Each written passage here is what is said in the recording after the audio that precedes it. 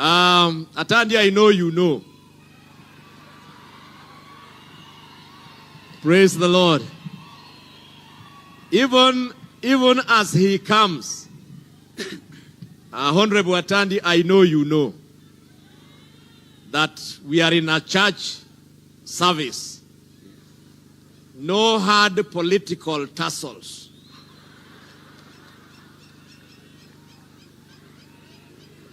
Let the message speak to you even as you speak to the people.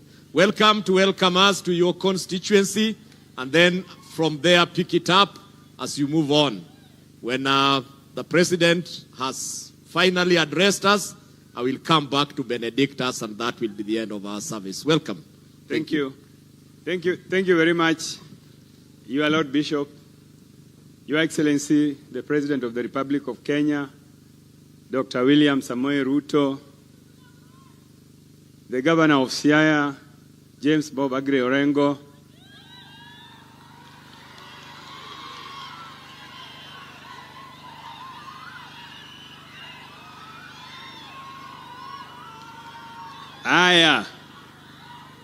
Cabinet Secretaries present, led by our very own James Opio Wandai,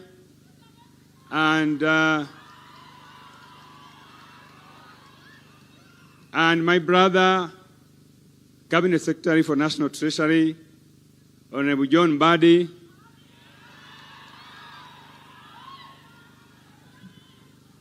Siaya Senator, Youth Leader, Dr. Oburu Odinga, my colleague members of Parliament present, Honorable David Ochieng, MP Ugenya,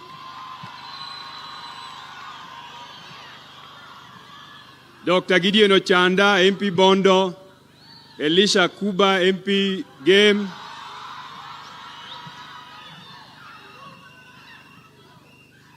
Honorable Marco Golanyamita, MP Uriri, Honorable Felix Oduor Jalango, MP Langata,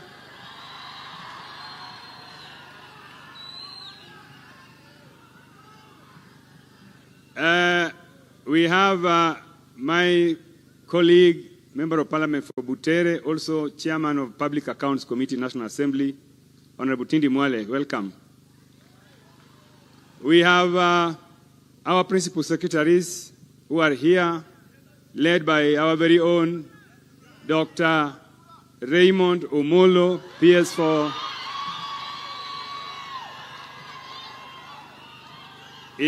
Interior and Coordination of National Government.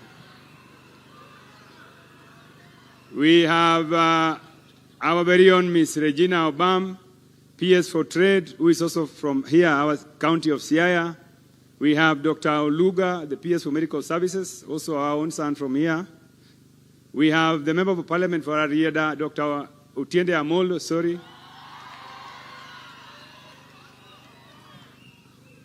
And Your Excellency, we have many other dignitaries here.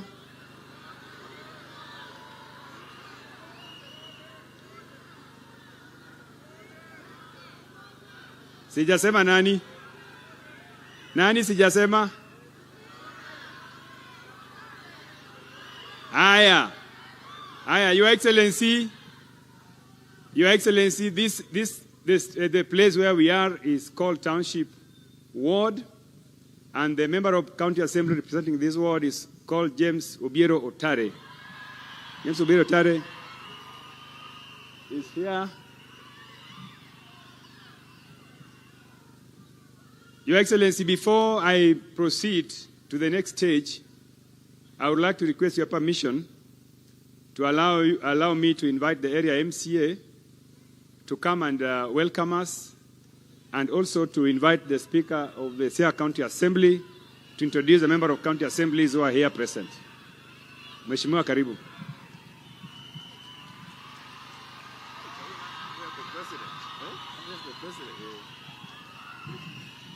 Asante sana Mheshimiwa Mbunge. I want to take this opportunity in my life. I've been in politics for the last 20 years, but this is the first time I'm addressing the president. So I want to take this opportunity, President William Ruto, the governor of Siaya, the Speaker of the County Assembly of Siaya, and all the visitors that have come with the President to invite you to Siaya Township Ward as the area MCA. Okatieko Gisungu Nyasaye Madiberi Jakoru. Wonderful. Now let us invite the Speaker of the Siaya County Assembly.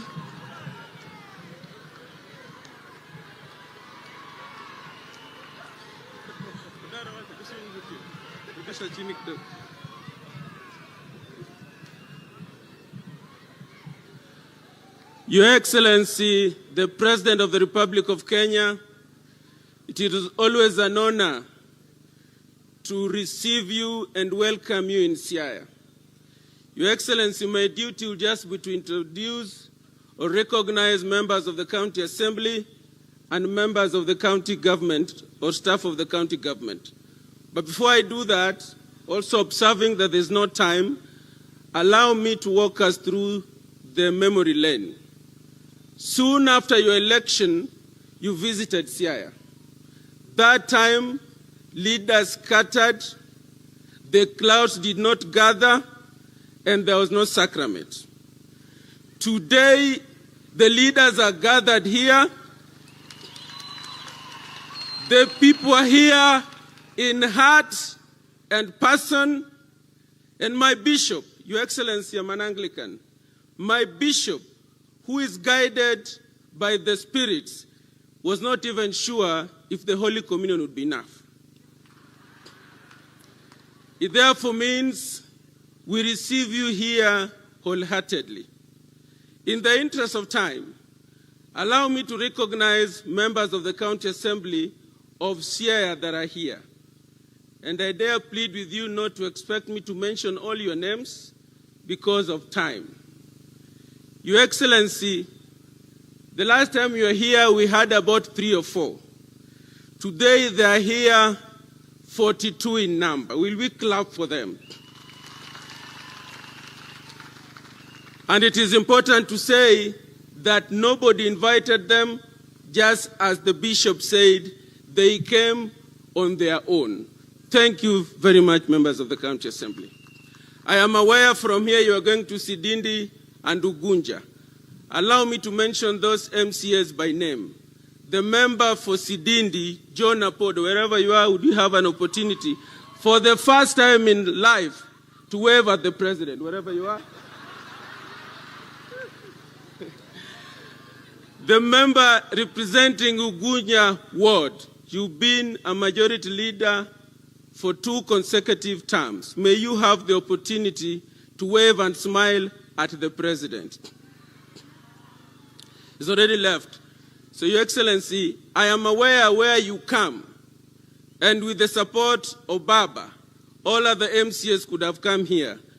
The member for Parliament, Jalango, told me there are MCAs from Nairobi. Wherever you are, MCAs from Nairobi, would you be upstanding to wave at the president?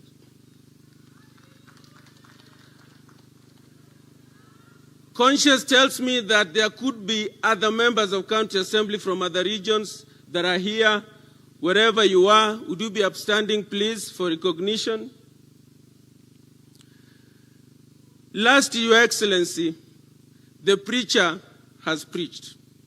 And he preached about the blessings that comes with God's people being together and living in harmony and peace. The message I gather is that you and Baba Raila Odinga have been ahead of this sermon. The scripture was ahead of you, but you've been ahead of the sermon. That is why, in your own wisdom, you noted that countrymen and countrywomen, when they live together, there is peace and harmony, broad-based government. Will you clap for ourselves? And the very last one, what I do, Your Excellency, is I pick voices. Allow me to pick. Lastly, mine is to pick voices as a speaker. That with the unity you have with Baba Raila Odinga, with the development we are seeing coming to this region, with the love our people have for you, I am convinced beyond any reasonable doubt that mbele iko sawa na Ruto na Raila.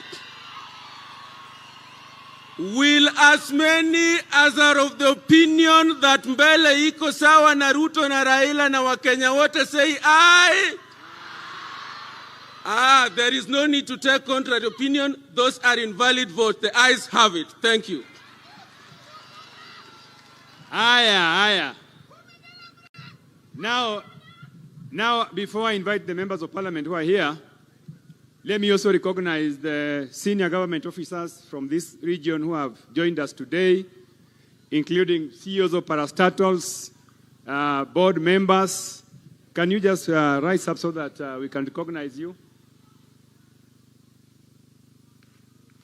Thank you very much. We have our own Dr. Patrick Amoth here, who is our son here, Director of Medical Services. And it is. So, Your Excellency, I don't want to waste time. Joturu wa untie. Ere jomoro wako president kae. Tinga ne badi malo. Umor gi president. Sigala mar president did chiel. Aya. Now, Your Excellency, I want to be very brief and want to thank His Lord the Bishop for the message of today.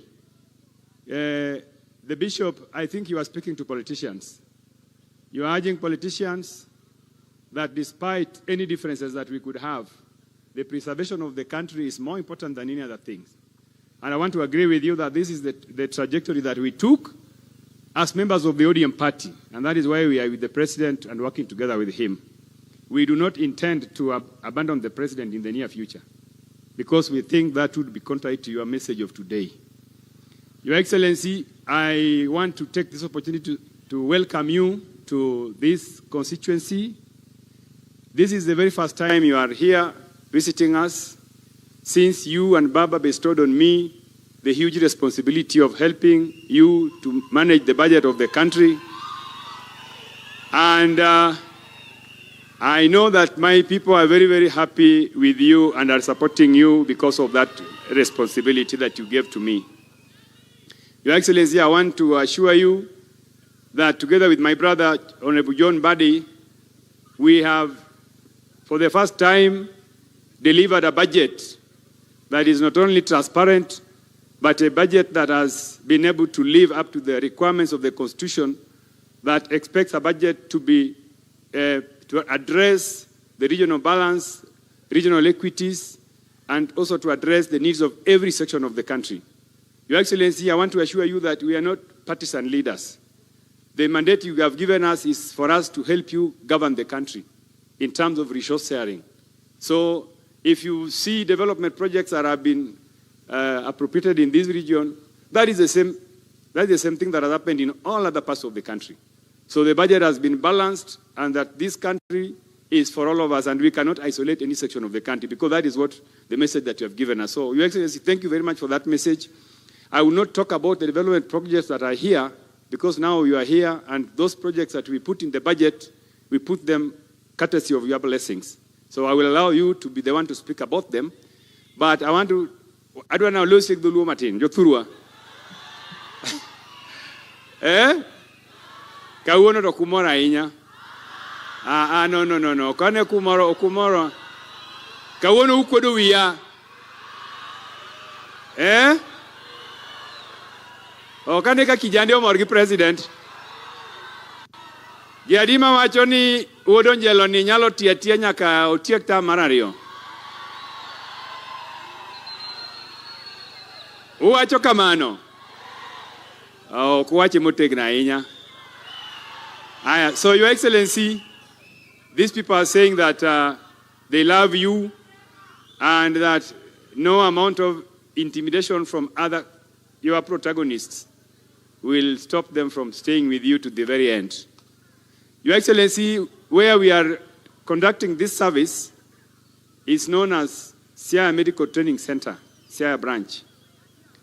And just to update you that through your instruction, among other instructions that you have given us, you gave us when we were going through the budget process, you allowed us to put some resources for this place. And I know you know the details you'll share with us. Also, just a step away from here is Siaya National Polytechnic. Your Excellency, the last time you were here, I requested you to help us upgrade Siaya Institute of Technology to a national polytechnic. I want to confirm, Your Excellency, that you gave that instruction and Siaya Institute is now a national polytechnic. Again, Your Excellency, through your direction, there are a lot of resources which we have also put in the budget to transform the Siaya Institute of Siaya National Polytechnic, which you are aware of, Your Excellency. Your Excellency, this county has benefited so much from the budget that we have just passed, and through the support of your office and the office of my brother, Honorable John Buddy, there are about many new roads that are going to come up in this county to support the development of this county. Your Excellency, in all those things that I've said, we want to thank you for your leadership, for your support, and for the love that you have given us. Adima wachoni President nyaka mbele. President nyaka mbele. Your Excellency, before I invite my colleagues to make a few remarks, let me say, Your Excellency, that you, for the first time, under your direction, we have given our county governments the highest allocation in terms of division of revenue bill. We were able to increase county shareable allocation from 385 billion in the last financial year to 415 billion in this financial year. Your Excellency, an increase of about 32 billion from what was allocated in the previous year. Your Excellency, Siaya County is one of the counties that is going to benefit from those allocations. We want to thank you, and we want to thank Governor James Orengo for the initiatives he's put in place to help us also transform the county. Your Excellency, with those many remarks, now let me take this opportunity to invite my colleagues to come and make just short remarks. Let me start with the Member of Parliament for Langata, Honorable Felix Oduor. Please come.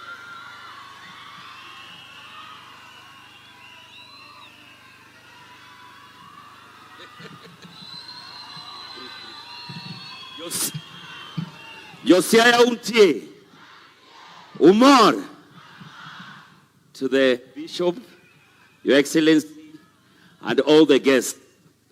When I heard that the President was going to Nyanza, I knew he was going to Homa Bay. So I did not want to really prepare kwa sababu tumeenda huko mara nyingi. Lakini sasa tunakuomba hama Homa Bay, sasa kuje upige kambi hapa nyumbani. Piga kambi hapa nyumbani, watu wa Siaya pia wapate ile maendeleo umepeleka Homa Bay mingi ile. Asante sana, Mungu awabariki. Aya. Let me welcome my brother, the Chairman of Public Accounts Committee, the Member of Parliament for Butere, Honorable Tindi Mwale.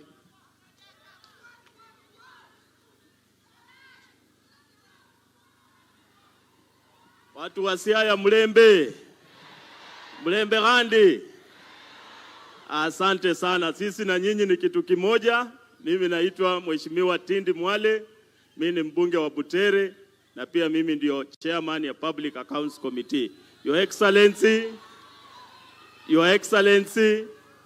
I'm very happy to join you today for the church service.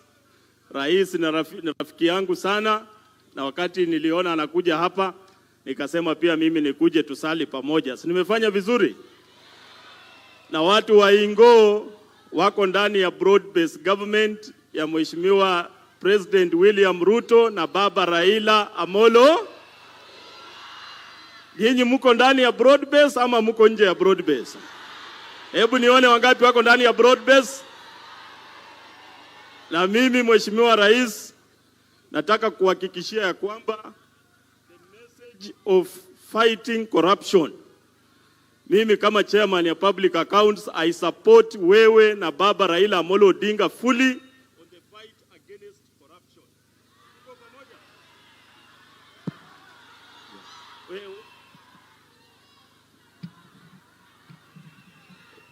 Wewe huyu mtu wa microphone anataka kuharibu, si ndio? Mbona anataka kuharibu na shemeji ndio anaongea? Anataka nipeleke maneno mabaya huko? Kwa hivyo nimesema kama chairman ya public accounts, we are supporting Baba Raila Amolo Odinga na President Ruto to fight corruption. Sawa sawa? Ile corruption iko kwa serikali, Mheshimiwa Rais, onyesha sisi tutasaidia wewe kufagia, ulete maendeleo hapa Siaya. Si ukweli? Na mimi naunga mkono huyu Atandi ni rafiki yangu sana. Si mtarudisha yeye? Wangapi wanasema Atandi arudi tena tuone na mkono? Wangapi wanasema Ruto arudi tena nione kwa mkono? Asanteni sana. Aya, thank you very much. I want also to recognize the presence of the Secretary General of the Kenya National Union of Teachers, who is with us here, Honorable Mr. Oyu. Mr. Oyu, feel welcome. Now, let me take this chance to invite my colleague, the Member of Parliament for Bondo, Dr. Gideon Ugola Ochanda.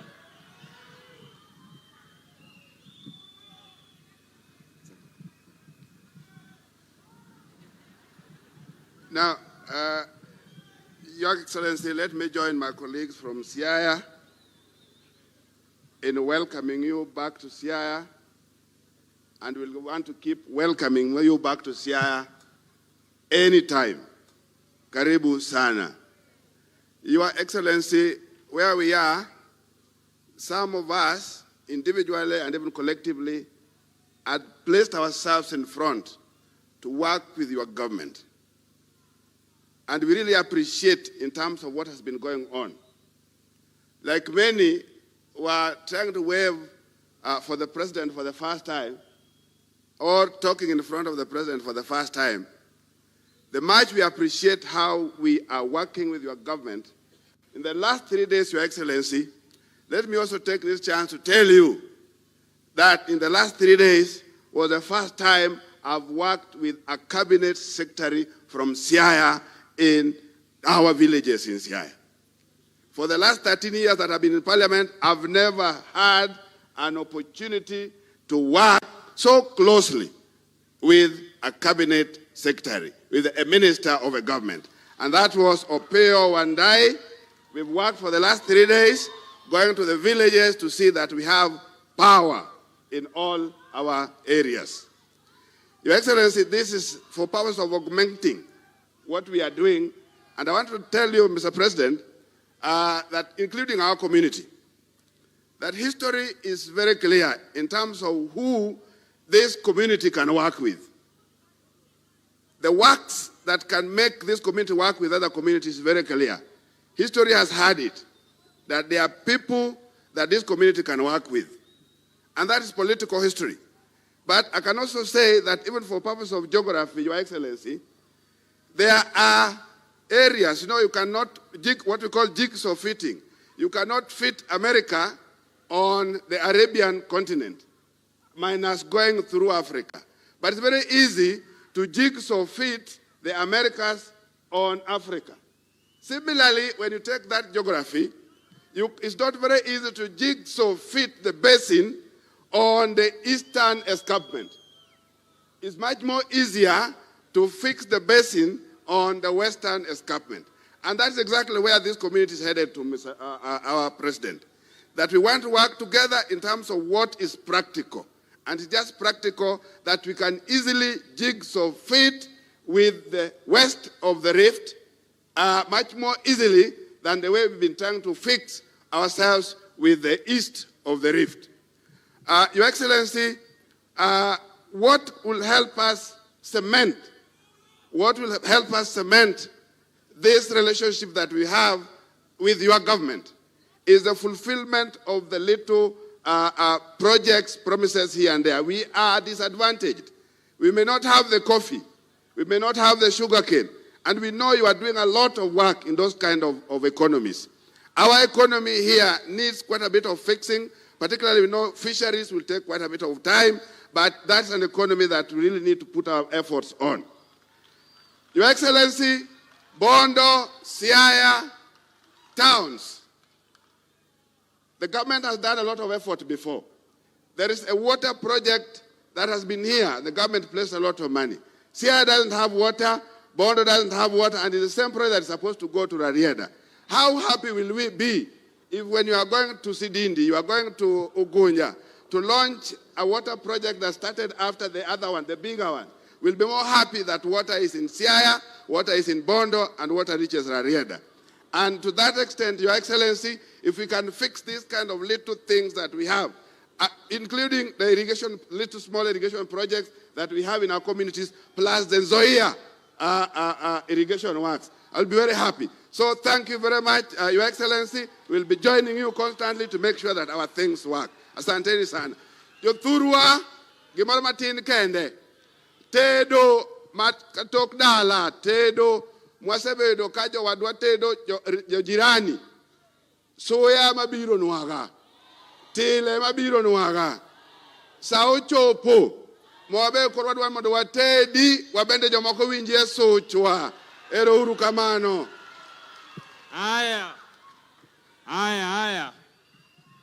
Jothurwa untie.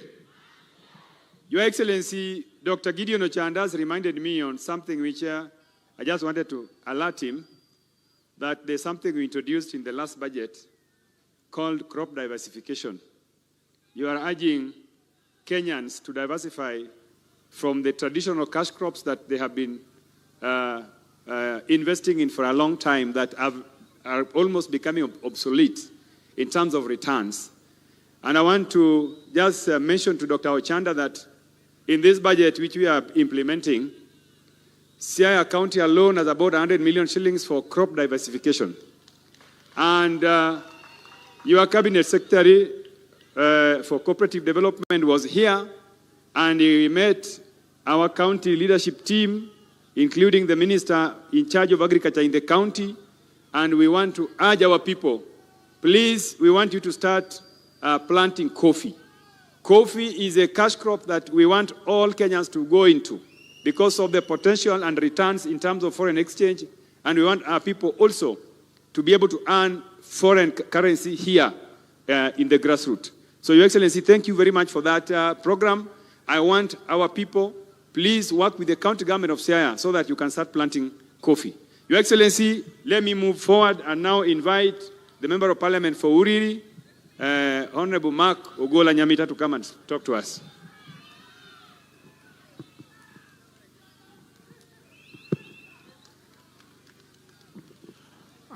Thank you very much, Mheshimiwa Tandi, Your Excellency the President, Your Lordship the Bishop. Thank you for your true words of encouragement. Indeed, it is good when brothers stay together. In fact, in another verse, they describe it that how good is it for brothers to be together. It is like that oil going down Aaron's chin. So we are glad to be here. Josiah untie. Josiah untie. Aningina jamigori kawuna bira anuendo. To abiro awinjo ukaja lango wachoni President osebudho Homa Bay. To wambe nuagwele ni mondo tim dake migori matista winjo ka Josiah bedware. To samanu abira winjo ka Kisumu bedware. Your Excellency, the people of Siaya are demanding you, just like the people of Migori and Homa Bay and Kisumu. These are really unprecedented times that we didn't foresee ourselves. But I think it is because of the good work that you continue to do for this great nation. Without a doubt, there is not a single constituency in this country where there is no national government project. I just wanted to speak to the matter of SHA, and I wanted to speak to our religious leaders because we are here today in church. Bishop, many a times when things are not working, the church is at the forefront, speaking out, especially when health matters are there. We want to urge you and all other religious leaders that in the very same way, when things are not working, we hear your voice, just like the political class also speak to some of those issues. Because we want to build this nation together, we also urge you to speak to the things that are actually working. And this issue of SHA, Your Excellency, even by the sheer number of people who have been registered on this particular platform, is a confirmation that it is actually working. There are a few issues, and we have heard in the news in the recent days, a few hospitals have actually been affected and they've actually been registered. I just want to urge that this is a thing that must work just like education. The hope of a poor man is only in health and in education. So SHA must be made to work. And Your Excellency, I heard recently your cabinet secretary say that maybe there are a few members of parliament who are also running hospitals. If there is a member of parliament, including myself, who is running the hospital and is involved in this crowd, we want to urge you, fieka hao. If there are people in the mainstream government who are also involved in this fraud around SHA, fieka hao, Rais. If there are religious institutions that are running hospitals that are involved in this particular fraud, fieka hao wote. Because we want that every single Kenyans, just like all of us, have access to medication, they can also get medication. Finally, Your Excellency, still on the matter of health, I now want to urge our county governments, because health is a devolved function. And recently you have spoken to free medical health in all our clinics up to level 4, from the smallest clinic to up to about level 4. For outpatients, we are urging our county governments, it is now your duty to avail drugs in all our hospitals, so that when the citizenry go to the hospital, they do not miss the drugs. And that way we will have a prosperous nation. Otherwise, on my behalf of the people of Uriri, and I dare say on behalf of my in-laws, because you know my wife comes from Alego, I want to say, sisi tuko na wewe ni rais wa 2 term. Wale wanasema rais 2 term, nione namna hii. 2 term ama si 2 term? 2 term ama si 2 term? Ere ukomano Nyasaye ugwedhu. Aya, Mark Nyamita, jao den nyangia ka murngia ka. Enor gozo kenor. Aya, now let me invite the Member of Parliament for Game, Honorable Elisha Odhiambo Akuba.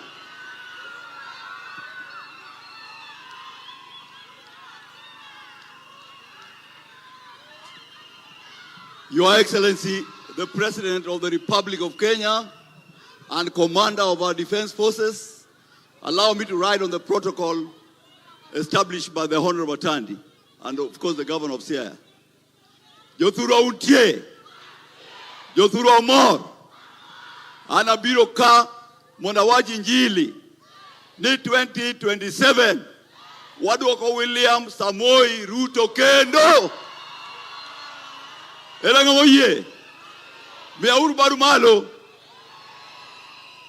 Your Excellency, let me be brief because time is running. I want to request you, Your Excellency, that in the next month, when my brother Ray is doing recruitment for the police, let's see I get a higher number. Awajo kama niwa nikindi ko police, Josiah udie mangeny moloyo moko. Akwayo kozoka kwayo. Number 2, Your Excellency, by end of next year, there will be skyscraping building in all the towns of Kenya. And Kenyans will start to appreciate how you're impacting in our society in terms of affordable houses. Number 2, Your Excellency, I'm a beneficiary of your hard work. When you took over presidency, I had a loan that I was paying 175,000. Now I'm only paying 135,000. It means the economy is working well. Finally, Your Excellency, us as the people of Siaya, we are feeling your government. My brother, Dr. Raymond Omolo, has a program for the widows. And that program is touching the hearts of women in the country. Number 2, our brother, the CS Wandai, is moving all over to ensure that we have access to electricity in the Republic of Kenya. And finally, Mbadinyang is also doing his bit in Suba. Your Excellency, you have assurance that come 2027, we'll elect you again so that we can have a progressive society moving forward. And finally, I encourage county governments of Siaya, let us remit employees' contribution of SHA, which you have kept for 3 months. The employees are not accessing help because you have not remitted the amount. Thank you. Aya, Jodalawa. I want peace. Aya. Very good. Joturwa, wakwe uru mos, wachegni chopo kuma jotelo madongo dwa loso kodwa.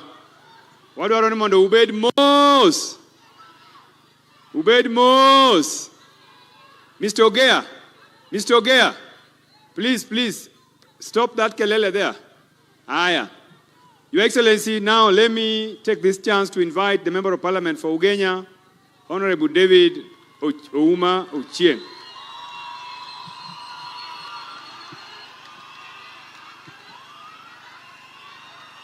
Thank you so much, Honorable Tandi, to our Lord Bishop, Your Excellency, the President. I'm very happy to be here this morning. Your Excellency, this is your 5th visit to our county. It shows the friendship that you have with us.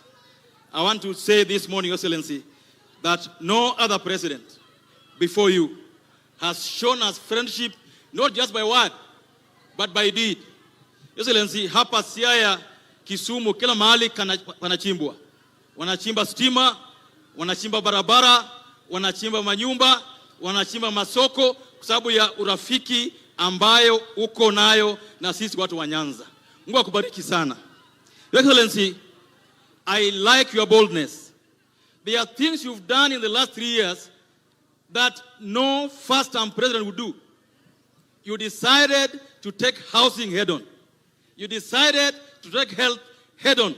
You decided to reform our education. All the presidents who have come before you talked about them, did nothing about them. And I believe that if you are just patient enough, the reforms you've made in the last 3 years, Your Excellency, will reverberate in this country for the next 30, 40 years to come. Continue doing what you do. Don't be afraid. Be courageous, because the things you are doing are the things that are going to make this country our own Singapore. Your Excellency, I have one issue. That hizi vitu tunafanya vizuri zote, taribika, usirudi ukele mambo yako, ile mambo yako mambo matatu. Go back to those 3 issues. Mambo matatu. Because if you don't fight corruption, if you don't fight in discipline, if you don't fight in competence, we will not go anywhere, Your Excellency. So I want to say here in Siaya, kama ni wabunge wako corrupt, fight them. Kama ni koti judiciary is corrupt, deal with them. Kama ni your ministers who are corrupt, deal with them. Kama ni counties that are corrupt, deal with them, Your Excellency. Don't spare anybody. Let's build one country. Let's build a country that all of us believe in. Finally, Your Excellency, nimambiwa kama nimekaa pale kwamba kama tunangoja, as we wait for you to do all for us, Kisumu, Siaya, Busia Road, inakaa mbaya sana sasa, Your Excellency. It's patches all over. Barabara ya Kisumu mpaka Busia, Your Excellency, please, naomba mara 10. Saidia ziko barabara hiyo. Thank you so much. Welcome to Siaya again, and God bless you, Rokamano. Aya. Yoturu auntie. Erejo mamorgi President Ruto kai. Very good. Now I want to invite my brother, the Member of Parliament for Arieda, Dr. Otiende Amolo, Senior Counsel.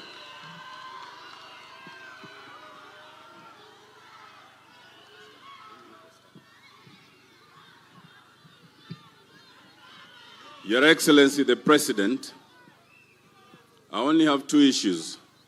One is a thank you. The second is an invitation. Mr. President, this is your 5th visit to Siaya. Your first 2, which included you coming to Rarieda, I did not attend. because the political clouds did not align. But on your third visit, when you came for the Luo Festival, I was there. On your fourth visit, when you came to Ramba, I was there. On your fifth visit in Siaya, I have come. When you were in Ramba, I made 3 requests, and I want to thank you that all the 3 requests have been done. First of all was the request for low-volume tarmacking of Kalandinka Elijah. Working with Waziri Mbadi and Chairman Atandi, it has been tendered. My second request was for affordable housing hostels for KMTC in Masala, Rarieda. 1,250 units, it has been tendered. My third request was for Ramba, a 20 million construction. It is in process. Allow me to thank you. My next request will be for Asembo Bay, and the MCAs here, stand up. Asembo Bay is the gateway to Siaya through the lake. And you know that there's that program for doing the pyre at Asembo Bay. I will be making that request shortly. Secondly is an invitation, and let me start by thanking the Bishop, the Right Reverend John Mark Haungodia. I come from the Diocese of Bondo. My wife is Anglican, but I'm Catholic. But I pray with Anglicans a lot because, Mr. President, these Anglicans are more democratic than some of our churches.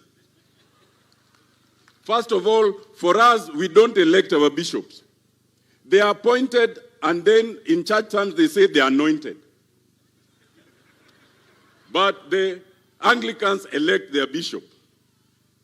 Secondly, for us, for example, in Catholic, when it comes to Holy Communion, it is only the Catholics who are prepared, who are allowed to take it. But for Anglicans, as you saw today, Mr. President, I believe you belong to AIC, and I'm Catholic. We were able to take the Holy Communion at the invitation of the bishop. But more importantly, for us in Catholic, when we go there, you are given the Holy Communion, and then you are told, go. And then the priest remains, and he takes the wine by himself. These Anglicans even give us wine. So, Mr. President, me and you, let us reconsider our faith. Having said that, Joturwa, Jomorwa Konjelo Jagot, Mia Badi. Mr. President, these people have welcomed you. Please keep coming to Siaya, because in Siaya, first you have a father in the name of Jaramogi Oginga Odinga. Then you have a brother in the name of Barack Obama. Then you have another brother from another mother in the name of Raila Amolo Odinga. So keep coming, Mr. President. Thank you very much. Aya. Joturu wa winjo kaka wajumbe twak maber. Ere joma mor gi wajumbe wa Siaya. Joturu ani ng'eyo ni sani chiko koyiena mondo akwa president gimoro amora. Nikech an ema aketo budget. To nitie gik maketi budget mang'eny ma kawacho kae tibro wach ni atandi kara ng'ito marach. Nyaka wadag ka biye ng'e ni chami to kako gedo to kinyal ng'eyo kako gedo. Wawinjore. Omiyo an agedo gi rieko. Lakini John Mbadi gopia wandae gi joman go tongi gik madhi mbele. Omiyo adwaro mondo koro walos matini weche gik mwatimo to watiyo nikech ng'eni gik mwaketo gi be joma ng'eny ok morgo. Dongu neno ka wuoyi mana ka okuome chande no keto mang'eny to nogo koko ma wagole ma ka okare. Dongu neno kamano. Omiyo adwaro ni ka waketo gik moko gi John Mbadi mineno mobet kae ni wuoyi mariek ahinya. Wuod Suba ni wuoyi malich ahinya. En kaseketo pesa to en ogolo koro pesa tiyo.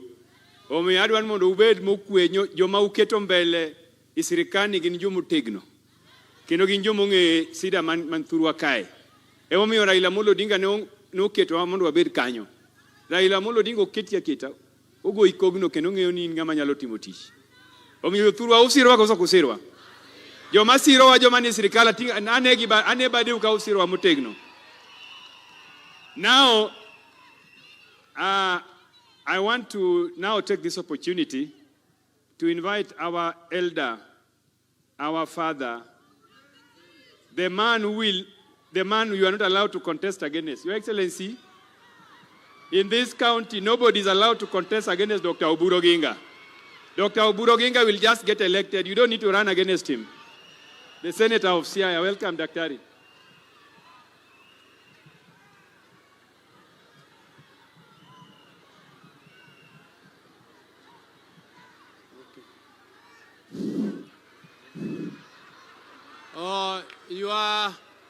Your Excellency, the President of the Republic of Kenya, the Governor of Siaya, all leaders, senators and members of the National Assembly, and the clergy, and all members of our community who are present here, and our visitors.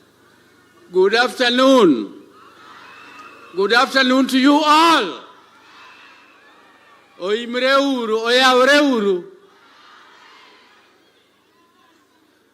Excellency, this is my church. I am an Anglican, and I was born Anglican, and I will be buried Anglican, by Anglican Church. But Your Excellency, I can tell you I was tortured by my church for very many years. They never allowed me to take this Holy Communion, which we have taken with you this afternoon, until last year, when I was 81 years old, simply because my father insisted that there is nowhere in the Bible where it is stated that all the names for baptism must be Anglican, must be English, must be European. And he insisted, and there is nothing there in the Bible. And he even wrote a letter to the Archbishop of Canterbury, and he got a confirmation that I should be baptized using African names. So my full names are Ngonga Molo Oburu Oginga. And my brother is Raila Amolo Odinga. And my late brother Agola was Ngire Umodo Agola. But last year, my bishop in Bondo allowed me to be confirmed, and even though it was too late because I had already married a second wife. And Your Excellency, I want to take this opportunity to welcome you to our county. These are people are not very complicated people. They are always very straightforward. If they don't want you, they just tell you on your face. And if they love you, they also tell you on your face. And you can clearly see on the faces of these people that they really love you. And Your Excellency, this love comes because you have also shown love for them. First, there is the Minister of Finance, John Ngong'o Mbadi. John Mbadi has taken that docket of the Ministry of Finance, which has never, since we got our independence, been held by a Jaluo. This is the very first time that a Jaluo is holding the Ministry of Finance. Your Excellency, that is a very, very clear show of love for our people by giving one of us the Ministry of Finance. You also gave our son here, Opiyo Wandayi, the Ministry of Energy. And Opiyo Wandayi is so energetic that he is befitting that ministry. He is always everywhere in Kenya, moving and implementing electricity projects. And we want you, Opiyo Wandayi, our son here, to bring electricity, because electricity is the foundation of development. Anywhere in the world, the reason why Africa is called a dark continent is because it has no electricity. Who will come to invest with you if you have no power? Power is the foundation of development. And Opiyo is doing it very effectively. Opiyo, thank you. And thank you, Mr. President, for giving him that docket. Mr. President, we want you to continue We don't want to engage too much in the future talks about Ruto must go, Ruto must go, Ruto must go. Ruto is going nowhere. Ruto is going nowhere because there are only 5 ways you can remove a president. First, either he resigns or he dies. If he doesn't die, he is defeated in an election. And if he is not defeated in an election, then something attacks his brain. He becomes a bit... and none of those things exist with the president. The president is very healthy and is there. If you want to remove him, wait for 2027 and all of us are there. So we are all Kenyans. Let us work together. Let us build bridges and let us see what comes and who comes out. Because me, Mr. President, I'm also a Gen Z. That's why I'm called youth leader. And President, we have seen the fruits of what is coming here. There is this road in Bondo. That road in Bondo, there has been a lot of outcry about its implementation. But there is 200 million shillings which had been given in the budget, and I have talked to Honorable Mbadi to give it something in the supplementary so that it is completed. You came and promised that it will be done, and we must make sure it is done so that people don't continue complaining. The contractor who is in Gotnanga, Tuorengo's place, those sites, has become very incompetent. Give us another contractor to finish this one in Bond. Mr. President, I don't want to say much more because there is a lot going on. To go, imilunga ni dongro kuluro koko juturua, tikwaga uru koko mageng. Kagi moro biro to uso asoya mosulo goleng. Uso asoya mosulo goleng. Because nyego ngeny kodwa. Uwinjo juturua. Ero kamano uru.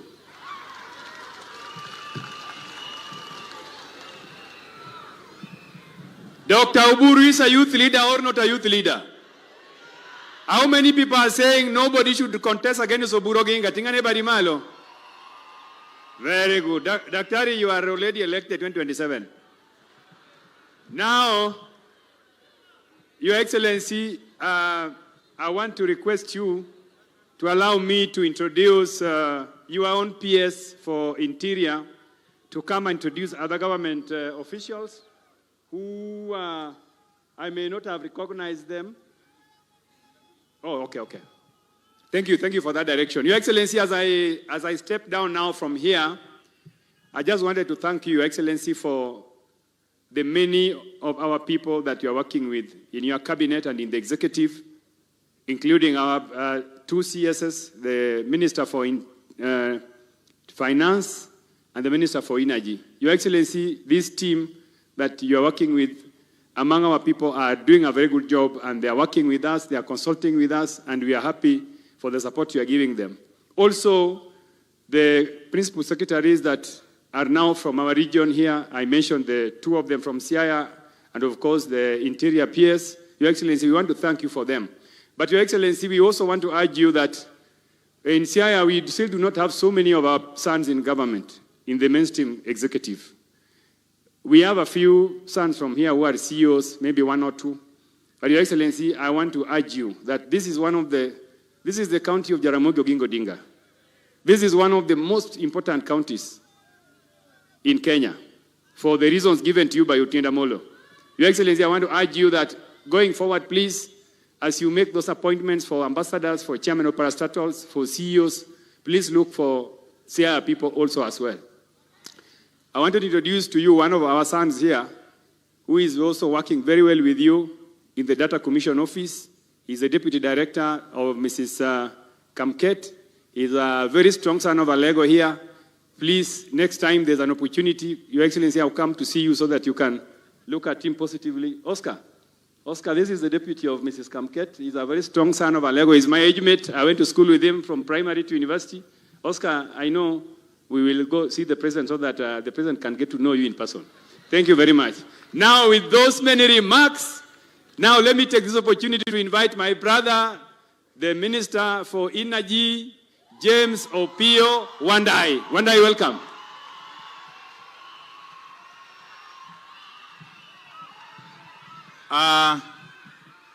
The Bishop of the Diocese of Maseno West, the Right Reverend John Mark Godia, all the clergy, Your Excellency, the President, Dr. William Samoei Ruto, wananchi wa Siaya, hamjambo.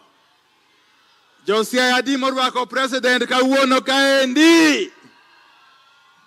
Siaya untie. Siaya umor. To Siaya will. I will be very brief. Your Excellency, we are indeed extremely delighted that today you have chosen to join us here in Siaya and pray with us.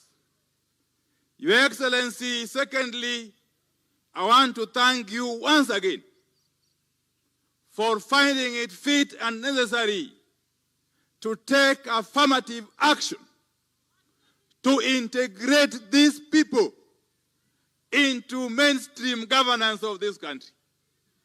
Your Excellency, since you appointed me to be one of your cabinet secretaries, I have found it extremely easy working with you, Your Excellency. Your Excellency, this particular region, I know you have got a plan to develop every part of this country. But this particular region has had its potential, not unlocked, not harnessed for quite a long time. You have made a conscious decision to have the potential of this region unlocked and to have it harnessed for the development of this region and indeed for the rest of the country. Your Excellency, whenever I travel around the country, and especially this region, one thing is certain, that the country has witnessed transformation that was never imagined before. Your Excellency, as I conclude, the difference between potential and implementation is leadership. Leadership. What this country has had, all the resources it has. This country has had all the minds and brains that it has. What this country has always required is leadership. Leadership that is prepared to make hard decisions. You have made some of the hardest possible decisions in this country. And you have taught us, as your cabinet secretaries, that it is better you make a decision which is wrong instead of not making a decision. Better a decision which is wrong than not making a decision at all. And your hard decisions are indeed now bearing fruit. As I conclude, Your Excellency, these people, and we live with them here, and we talk with them every day, these people see you as their natural ally. True or not true? Isn't Ruto our natural ally? First and foremost, Your Excellency, you co-founded ODM with Baba. But more importantly, ideologically, you are fully aligned with these people. And therefore, we can only say that the future is bright. Politically speaking, we speak to them and they have assured us that they are working with you every step of the way. Every step of the way. And let me also thank Baba Raila Amolo Odinga by joining forces with you and showing us the way and showing us the way, and indeed showing the whole country the way. As I continue to implement my programs of electrification within my ministry, Your Excellency, I continue to abide by your directive that we do so across the country without any form of discrimination. So allow me, with those very many remarks, to welcome my brother, the Cabinet Secretary for Finance and National Treasury, the Honorable John Mbadi, to come forward and make some remarks before inviting the governor. Thank you very much. Welcome.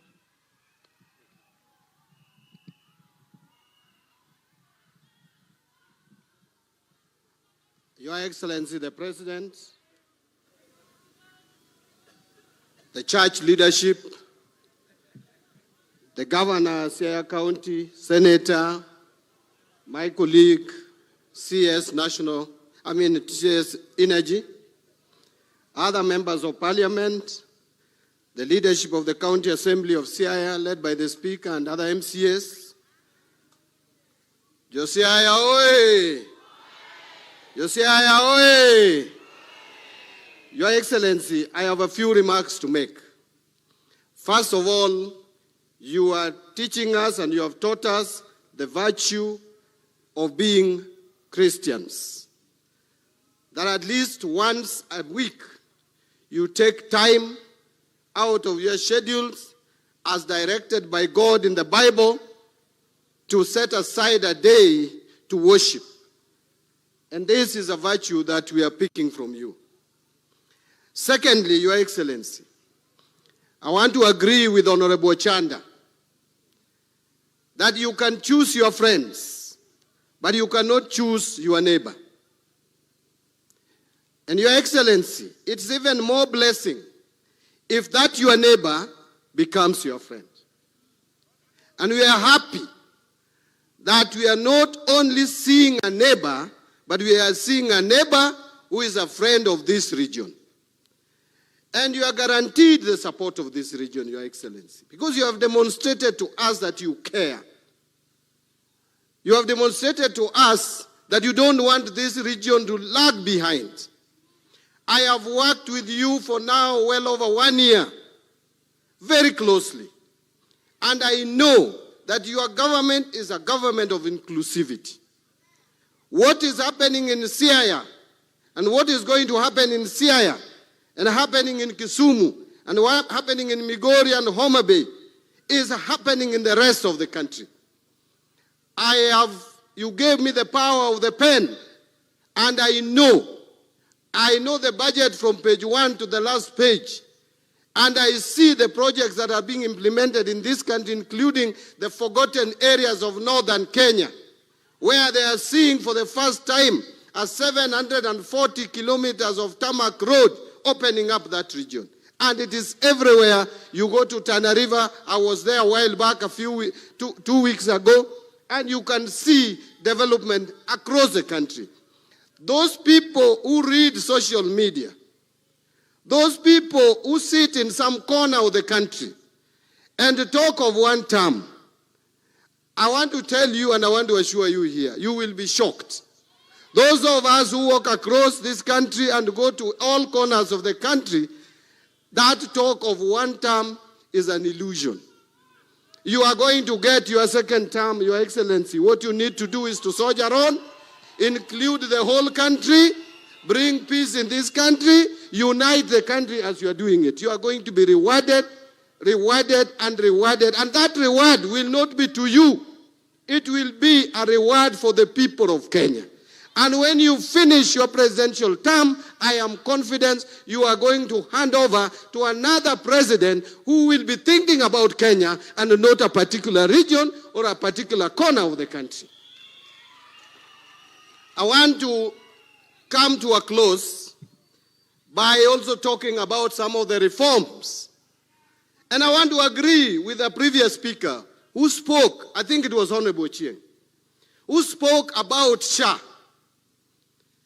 When I was asked what my opinion about SHA is, especially the systems, as the person responsible for financial systems in this country, I said that I'm very excited of the revelations that I'm seeing.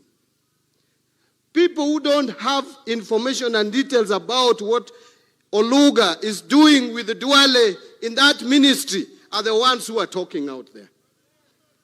Just by us doing an assessment in 6 counties, Your Excellency, out of 47, there are revelations that for years, hostels in this country, some hostels in this country have been taking money from Kenyans, and yet Kenyans are languishing and suffering without treatment.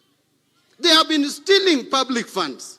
And when they are caught, they sponsor stories, negative ones, against the very people who are trying to clean up the mess that has been happening in the health sector.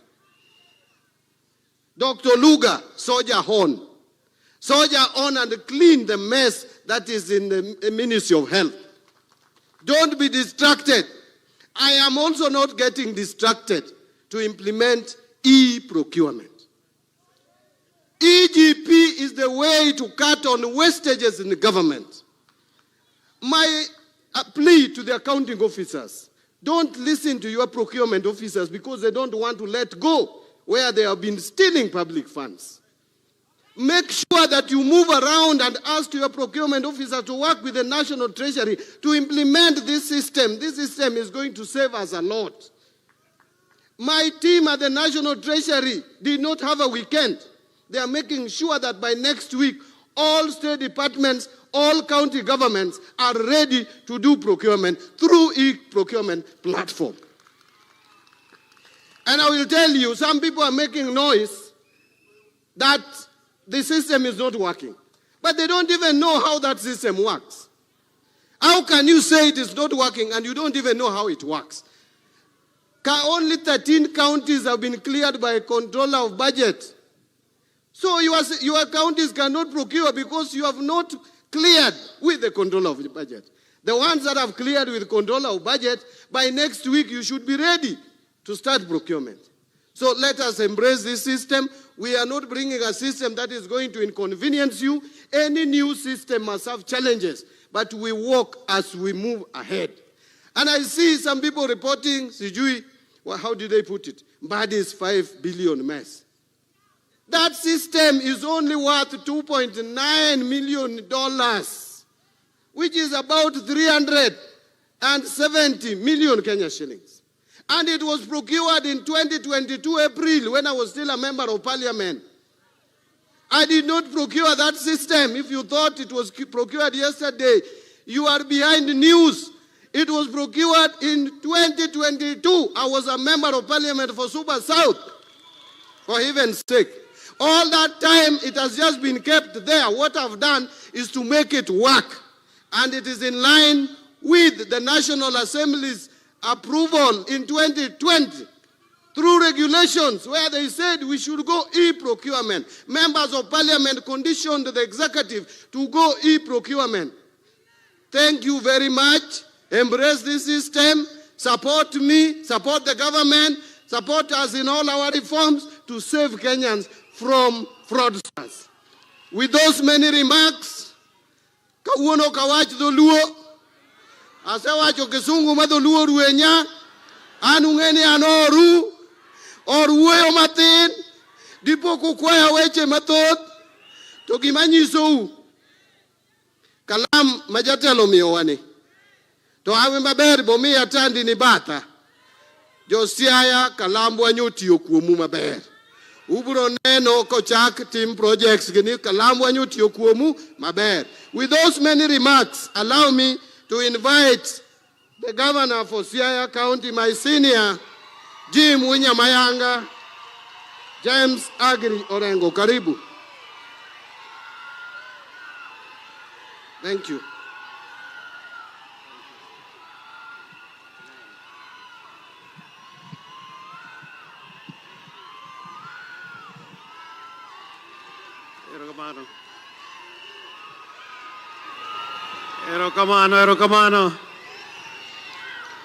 Erokamano.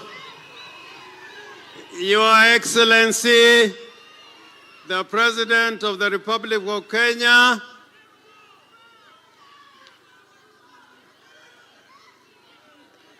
My Lordship, the Bishop of the Anglican Church, and I'm also an Anglican, Cabinet Secretaries, including the intellectual Opio Wandai and John Badi, who I've worked with, all members of Parliament who have come in here today. Anadwa wacho matina inyagidholuo, aitatieke kisongo. Jadi morwako President Ruto kane badu. Nona urukendo jomorwako President Ruto ne.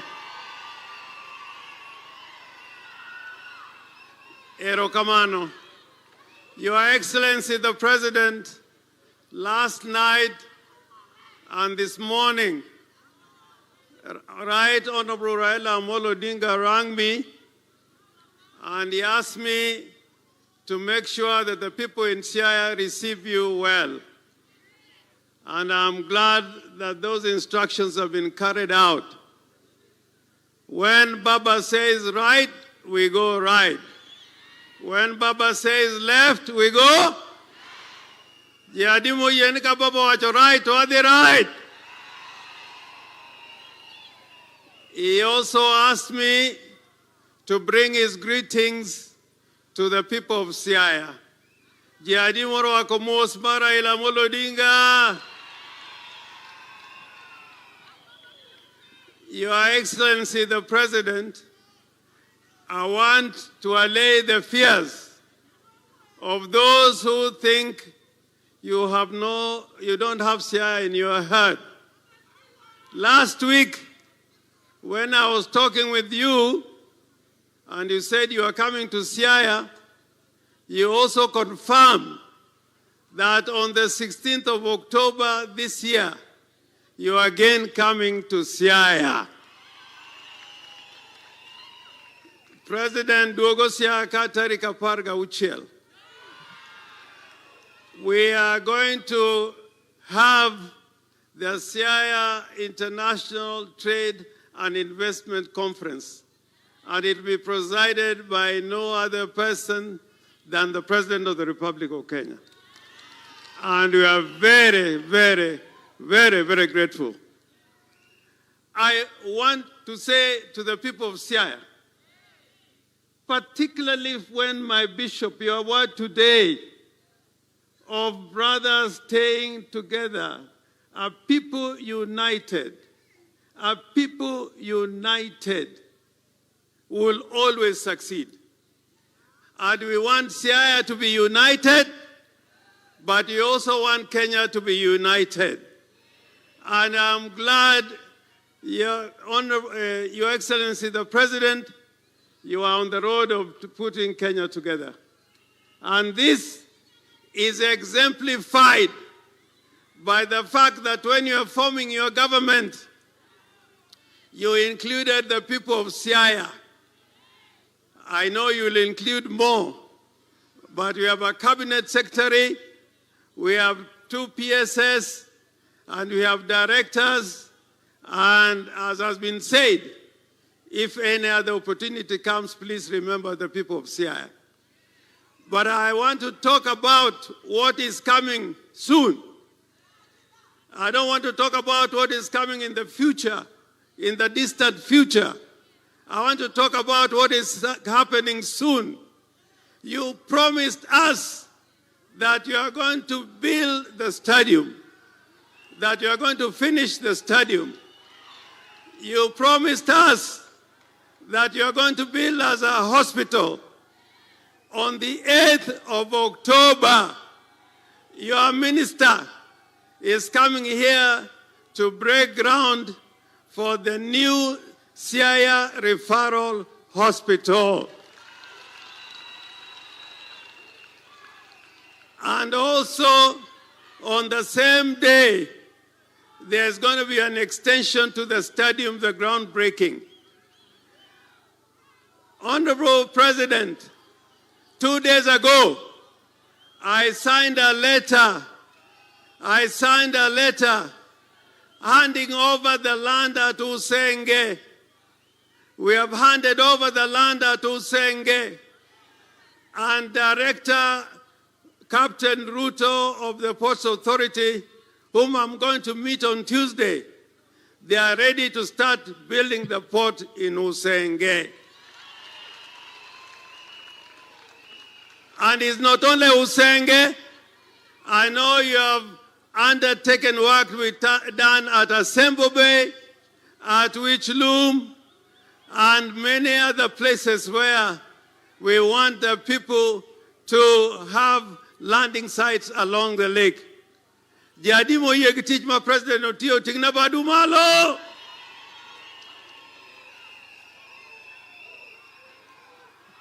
You told me that Bondo is going to have the Bondo bypass road, and we are waiting for that to be done. And in Siaya, the work that is going on, we are happy with what you are doing with us. I can tell you, and I always like speaking the truth. I like speaking the truth. So long as you work for the people of Kenya and the people of Siaya, the future is bright for President Ruto and the people of Kenya. And so far, the work is going on. An kora orengo nyatieng, anta antie, an orengo kidi, an orengo jawawa, ana linga, orango dako wadu, mon wetena.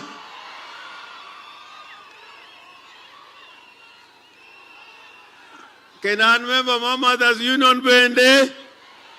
Ano kani kama, ani Mother's Union. Kama abro donje bange, to sani aja Mother's Union. Omio, wamor gigik madinyime. Jadi mo yenu anju wot kanyak lag national government modopenyo tire. Ya uye. Siaya uye, Ugenya uye, Gemu uye, Alago Usonga uye, Rarieda uye, Bondo uye. Ero urukamano.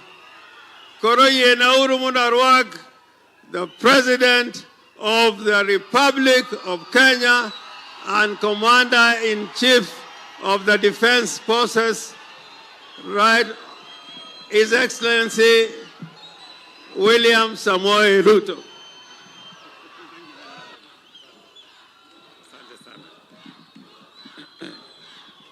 Aya.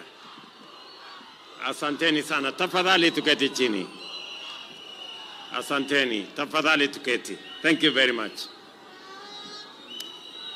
Baba wetu Askofu John Mark Aungodia, ndugu viongozi wote wenzangu, Wakristo wa hapa Siaya, ndugu wananchi, hamjambo. Amoso ujodurua, jodurua umor, jodurua untie. Bwana Yesu asifiwe. Nyasaye ber, sejete. Hebu mnisalimie. Bwana Yesu asifiwe. Tusalimiane hewani. Asanteni sana. Mimi kwanza nataka nimshukuru Mungu kwa kutupatia nafasi tufike hapa Siaya. Nimshukuru askofu wetu kwa kutunenea neno la Mungu. Asante sana askofu. I listen to many preachers, but I can say without fear of any contradiction, you are in a class of your own. You spoke to us so well about the word of God. Nasema asante sana na nimefurahi sana kufika hapa leo ili tuweze kuungana pamoja na nyinyi katika ibada hii ya shukrani na ibada ambayo imetuunganisha nilipopata mwaliko kutoka rafiki yangu James Opiyo Wandayi na nikamweleza gavana wetu na viongozi wa hapa akiwemo mjumbe wenu, sote tulikubaliana tutafika hapa kwa sababu mbali na yale yote tunafanya, bila Mungu hatuwezi kwenda mbele.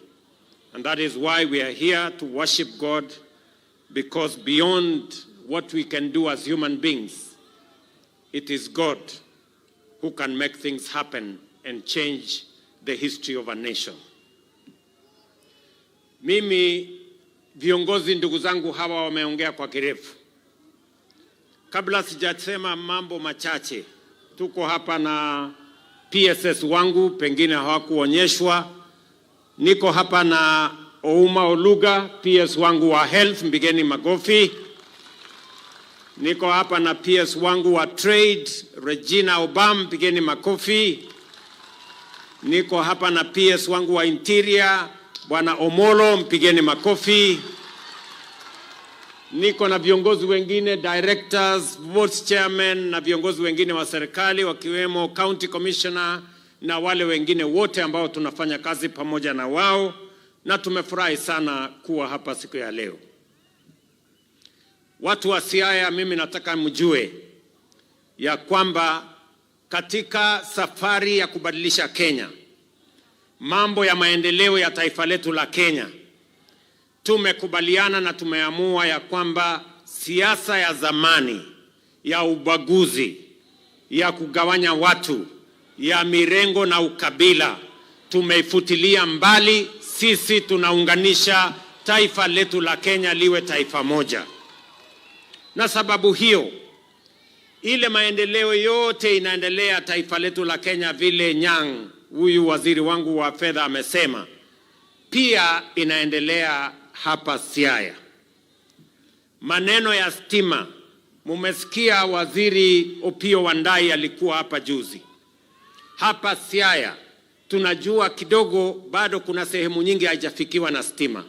Na ndio sababu hiyo tumeweka 1.8 billion to connect 14,000 new homesteads to electricity in this Siaya County. Na tunafanya hivyo katika sehemu zingine zote za taifa letu la Kenya. Nataka vile vile mjue katika program yetu ya affordable housing na housing kwa ujumla, hapa Siaya tumeweka pesa 10 ya affordable housing. Tunajenga nyumba yetu hapa, nyumba 882 tayari inaendelea kujengwa. Mimi nilikuja kuzianzisha. Tumeweka kandarasi ingine hapa pale kwa civil servants hapa Siaya town. Another 1,000 housing units tutaanza kujenga hivi karibuni. Pale Bondo tuko na affordable housing. Pale Ukwala tuko na affordable housing. We have affordable housing in Ugenya. We have affordable housing in Ugunja. And we are going to do affordable housing, Mheshimiwa, my brother Otiende Amolo, pale Aram. We also want to do affordable housing there. And we want to do affordable housing Nyamninia, someplace hapo kona hapo. Kule game. Nyumba 8,000 tunazijenga kwa sababu tunataka vijana wapate ajira na tunataka makao mazuri ili tusikate mashamba yetu. Tuweke mashamba iwe ni mahali ya kuzalisha chakula na tuweke makao mazuri ndio wananchi waweze kusonga mbele pamoja chana naye. Vile vile katika hiyo program tunajenga soko, na soko ambazo tunajenga hapa Siaya ni soko 18 mpya in Siaya County. Na nilikuja hapa niliwaeleza, leo nitaenda hata kuanzisha ingine pale Sidindi. And we are building markets in Siaya the way we are building markets in Kenya. Vile vile mumesikia hapa katika hii college college yetu hapa ya KMTC. Huyu chairman wetu wa budget amewaeleza ile pesa tumeweka. Hapa vile vile tumeweka pesa 5.5 billion shillings ya kujenga hostels ya wanafunzi wetu hapa Siaya County.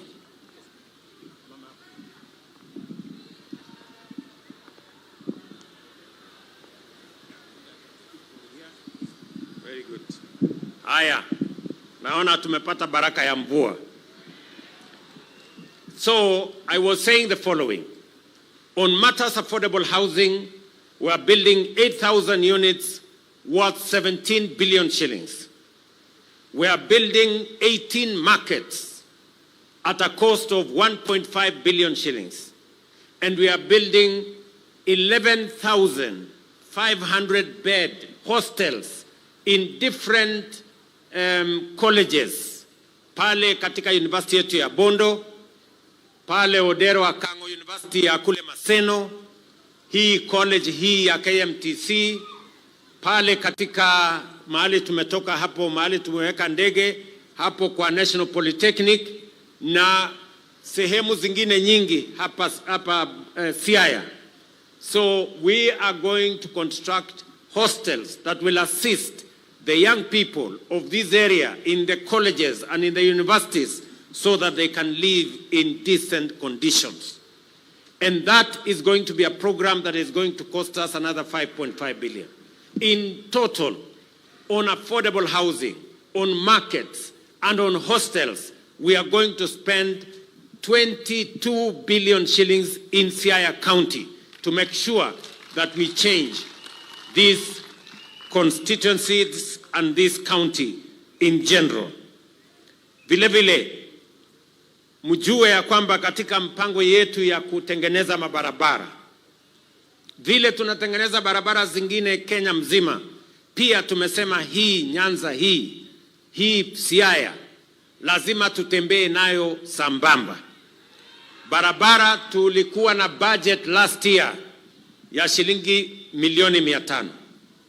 This year tumeongeza hiyo pesa mpaka 2.5 billion ya mabarabara hapa Siaya County.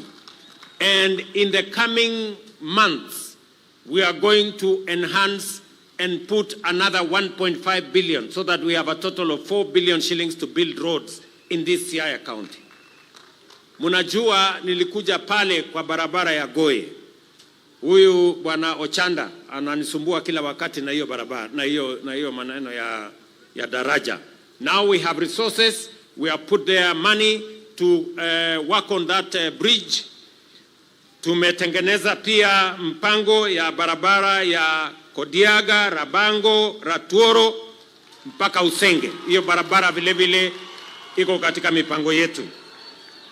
Bondo bypass. Tulikubaliana na viongozi wa hapa ya kwamba tunataka kutengeneza barabara ya Bondo bypass. We now have committed money in the budget to build Bondo bypass, as we also build the road from Jaramogi Odinga University to Uloma all the way, tuhakikisha kwamba that section of this county is also attended to, na tunahakikisha kwamba kuna barabara ya kutosha. Vile vile tumekubaliana barabara ya kutoka Kabao kwenda Bondo kwenda mpaka Siny Oye. Hiyo barabara vile vile tutatengeneza, tuko nayo kwa budget na itaendelea. Barabara ya Tanga, Kibaku, Osiri iko kwa budget yetu. Kalandini, ile Otiende alisema, Kalandini, Luala mpaka ifike Kaelija. Sijui Elija alikuwa nani, lakini mtu wako hapo. Hiyo barabara vile vile tutatengeneza. Wangariot, Asembo Bay vile vile iko katika budget yetu. Sidindi, Sikomere, Masiro iko katika budget yetu. Na vile vile Ngia, Kobare, Malele iko katika budget yetu. Na vile niliwaeleza, sitataja barabara yote, lakini I want to assure you that in the next 1 year, you will see the difference that we are making in road construction, not just in Siaya, but in the whole country, because we have put together resources close to 300 billion Kenya shillings to build roads in the Republic of Kenya, because we want to make a difference and because we want to move people, we want to move goods, we want to move services so that we can grow our economy, we can eliminate hunger, we can eliminate poverty, and we can contribute to the growth of our economy as we build our nation as Kenyans. Vile vile, kwa sababu nimefika hapa leo, mimi nataka niwaeleze vile vile James Orengo, tulikutana na yeye na watu wa Siaya walikuja wakanitembelea na tulikubaliana na wao mambo kadhaa. One of them is stadium hapa kwenu Siaya. Hiyo stadium ilijengwa na mimi nataka nishukuru Rasanga, alifanya sehemu kidogo, Orengo akakuja akafanya sehemu hapo. Sasa ile imebaki ni sehemu mimi nitashughulikia. Tayari nimetumana hapa. Orengo alisema contractor atakuja tarehe 8 Oktoba. Sio hivyo. Wacha nisahihishe. Tarehe 8 September ndio contractor anakuja. In the next 8 days contractor atakuwa hapa. Na nimeamurisha huyo contractor, mimi nataka hiyo kazi ya both the facility ya stadium. Tumewapatia milioni 550 ya stadium to make the stadium modern. Mimi nasikia mnasema sana kuhusu Homa Bay. Hii stadium yenu pengine itashinda ile ya Homa Bay. So mosmos tulizeni boli. Sawa sawa. Vile vile tumetoa pesa milioni 500 ya kuwajengea hospitali pale pia katika hapo Siaya. So the contractor is going to do both the stadium and we are also going to do the hospital, because tunataka kuhakikisha kwamba hiyo hospitali inapata nafasi ya kutibu watu wa hapa Siaya in a way that reflects the needs of the people of this county. Vile vile mimi nataka niwashukuru watu wa Siaya. Katika program yetu ya matibabu, nyinyi mnajua ya kwamba tumekubaliana afya for a very long time. Health has been a privilege for those who cannot afford and those who have the means. But the Constitution tells us that health is a right of every Kenyan, irrespective of their financial capacity or status. Na sababu hiyo ndio tumebadilisha mambo ya afya. Tukasema tunataka kusajili kila Mkenya. Tunataka kila Mkenya apate matibabu, aende hospitali, atibiwe na aende nyumbani bila ya kuulizwa pesa yeyote, because we now have a plan on how to deliver health in the Republic of Kenya. Hapa Siaya, wananchi 1,400 wamejiandikisha tayari kwa SHA. Out of 990 citizens, 990,000 citizens of this county, already 40% are registered in SHA. Mimi nataka niwaulize wale wengine wote ambao hamjajisajili. Tunataka mujiandikishe, kujiandikisha ni bure. Wewe ujiandikishe, na nilisema ya kwamba hii kujiandikisha itakupatia nafasi ya kwenda hospitali utibiwe pale kwa level 1, level 2, level 3, hospitali ya dispensary, hospitali ya health center, hospitali ya sub-county hospital, hospitali ya level 4. Hizo hospitali zote ukienda pale utatibiwa, ile utapatiwa dawa, utadungwa sindano kama inahitaji sindano, upatiwe dawa na uende nyumbani bila ya kuulizwa pesa yoyote na mtu yeyote. And I want to repeat, nikiwa hapa Siaya, bado kuna counties moja ama mbili ambayo inalipisha wananchi. Sisi kama serikali tumetoa pesa shilingi bilioni 21 kuhakikisha ya kwamba kila mwananchi mahali popote anaweza kwenda ile outpatient, aende kwa dispensary, aende kwa hospitali ya health center, aende level 3, level 4, atibiwe, adungwe sindano, apatiwe dawa na aende nyumbani. Serikali italipia kila Mkenya ile outpatient. Nyenye mnanielewa watu wa Siaya? Ber kosok ber. Mnanielewa? Wawinjore? Tunaelewana? Sikizeni. Wacha nirudie. Tunataka kuhakikisha ya kwamba afya sio starehe ya matajiri na watu ambao wako na pesa. Afya ni haki ya kila Mkenya.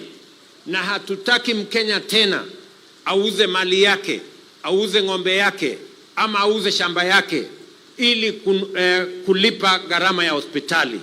We now have a plan as a nation on how to deliver matters health. Na sababu hiyo tunataka tushirikiane, tufanye hiyo kazi kwa pamoja. Vile vile muliniuliza ya kwamba mnataka vile tumejenga paya kule Homa Bay, mkasema pia tujenge paya Usenge na tujenge sijui Asembo, mlisemaje pale huyo Tienda Amelwa anasema tuweke pia Wasembo Bay, lakini siku ile mliniambia Usenge. Sasa mbona hamkusema Wasembo Bay siku hiyo? So tayari Kenya Ports Authority will be beginning the construction of a pier in Usenge and a fish market in Usenge. Na nitawaeleza sasa wakuje pia wafanye feasibility study ya kujenga another pier pale Asembo Bay, vile mbunge wenu Mheshimiwa Otiende amependekeza. Vile vile muliniuliza ya kwamba mnataka mambo ya Yala Swamp, ile mashamba ya Dominion pale, ya kwamba mnataka tutatue matatizo ya uwegezaji mahali pale. Tayari nimeita wale ambao wanahusika, and I want to promise you we are going to get a way forward, because at the moment the work in that corner is suboptimal. Kazi ambayo inaendelea pale ni kidogo sana. Hiyo mahali ni mahali ambapo tunaweza kuzalisha mambo mengi, na sababu hiyo county government ya Siaya na serikali ya kitaifa tutaketi chini na wawekezaji so that we can make sure that we revive and we bring new investment into that region and into that Yala Swamp so that we can take it forward into the future. Watu wa Siaya, mimi nimefurahi sana kufika hapa. Yale mambo yote nimewaeleza ni kwa sababu tunataka tushirikiane na tutembee kwa pamoja. Lakini hiyo kazi yote haiwezi kufanyika kama hatutafuata yale askofu wetu alituambia. Askofu ametueleza ya kwamba Biblia Zaburi 133 inasema how good and how pleasant it is when brethren work together in unity. Na ndio sababu mimi na Mheshimiwa Raila Amolo Odinga tulikubaliana ya kwamba tuunganishe taifa letu la Kenya. Hata kama pale nyuma tulikuwa tunashindana, lakini tumesema wacha tuwache mambo ya kushindana kando, tuunganishe taifa hili letu la Kenya, maendeleo ipatikane, tubadilishe Kenya, ndio Kenya iwe ni nchi ya amani na Kenya iweze kupiga hatua ya kwenda mbele. Na mimi nasimama hapa Siaya kurudia kusema na mshukuru Baba Raila Amolo Odinga kwa kuniunga mkono na kunisaidia tutengeneze serikali ya broad based ambayo inaleta Wakenya wote pamoja ndio tusukulike na mambo ya maendeleo, tuunganishe wa Kenya, ndio Kenya iwe ni nchi ambayo sisi zote tutajivunia. Watu wa Siaya, jameni, mnasema tuungane ama tutengane? Mnasema tushirikiane pamoja? Wale wanasema tuungane nione kwa mkono, wale wanasema tuungane. Tunaelewana? And let me say this. Good people, the people of Siaya, as I talk to you and as I talk to the people of Kenya, we are citizens of a great nation called Kenya. And this nation, it is our responsibility. It is up to us to change the destiny of this nation. What we have done to bring together people, to assemble a broad-based government, is because it is necessary for the unity of this nation, so that we can prosecute the most important agenda of development and transformation of Kenya when we are united and when we are focused in the same area together. Na ndio mimi nataka niwaulize viongozi wenzangu, what stands between the greatness of this nation and the present, between the future of a transformed Kenya and the now, is focused, patriotic, courageous leadership. That is what is expected of us.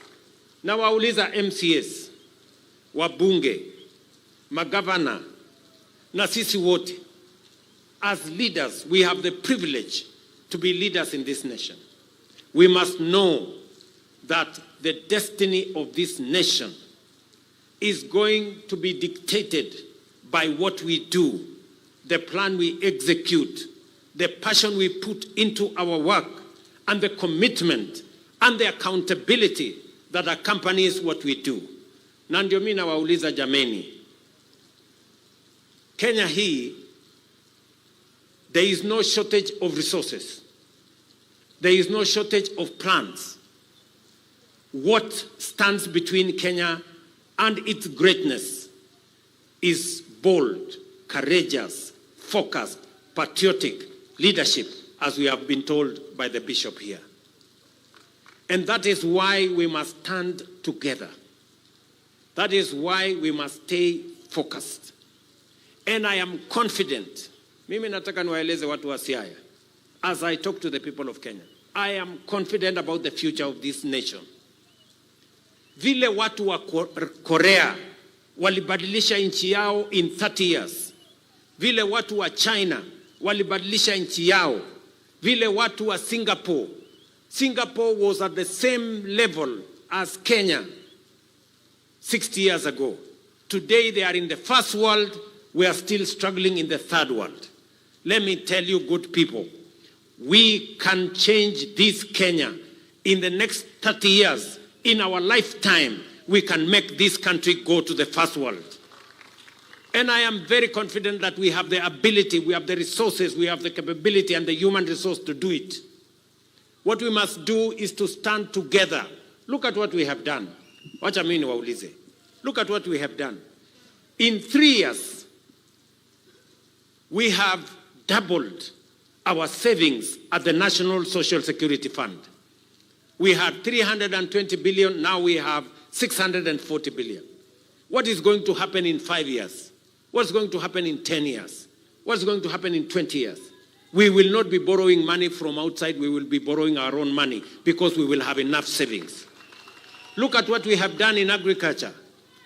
We have cut down the importation of sugar by 70%. We have cut down the importation of maize by 70% because we have invested resources in production. Look at what we have done in education. Our struggling universities, today, they are on sound footing. We have hired so many teachers. We have transformed our education. Look at what has happened. Today, we are building 160,000 houses across Kenya, including 8,000 in Siaya County. Look at what is going to happen. What is going to happen in 5 years? Look at what is going to happen in 10 years. This country, good people, if we stand together, if we are focused, if we are patriotic, if we are accountable, this Kenya is going to change in our lifetime. And I am persuaded, and I am committed, and I believe that working together, we can change Kenya. Watu wa Siaya jameni, mnasema tushirikiane tubadilishe Kenya ama mnasemaje watu wa Siaya? Mnasema tushirikiane? Yes, we can change this nation in our lifetime. It is possible because we have, look at what has happened. Let me give you a bit examples. We have raised 300 billion shillings, not through any other, from our own resources for our roads. We are undertaking projects of 500 billion on housing, on markets, on hostels. Money we have not borrowed from anybody. Money we have raised from our own resources. Look at what we are doing in health. We are committing and we are spending close to 100 billion and another 200 billion in matters of equipment in our health. Money we have not borrowed from anybody. Money we have raised from our own resources. We have increased our savings by another 320 billion shillings in Kenya. Money we have not borrowed from anybody. Just imagine what we can do if we are focused, if we have a plan, if we are courageous, and if we know where we want to go. I want to implore on leaders, nyinyi ndugu zangu MCAs, my friends, members of parliament, my brothers and sisters, the governors, I want to ask you, let us work together. We can change this nation in a very fundamental way. We will stop borrowing. We will stop being in the third world. We can move this nation into the first world in our lifetime. Jameni, tutashirikiana watu wa Nyanza. Watu wa Siaya tutashirikiana. Ndugu zangu wabunge tutashirikiana. MCAs muko tayari. Wabunge muko tayari. Bwana Orengo wewe uko tayari. Ama namna gani bwana? Tunaelewana ndugu zangu? I am saying this with this passion because I can see the future and I can see a different Kenya. Many people sometimes accuse me of saying things that are not there because I can see them. Many people cannot see, but I can see a different Kenya. If we keep the faith, if we stick together, if we stay focused, if we are patriotic, if we are accountable. And that is why I agree with my CS, this man, John Buddy, when he says that our detractors, we are not going to listen to you.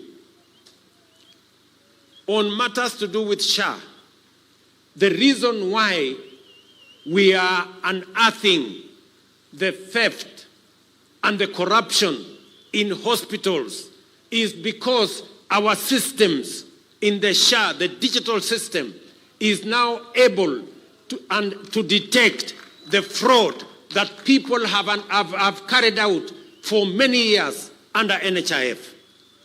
Why do we have 30 billion shillings deni ya NHIF leo?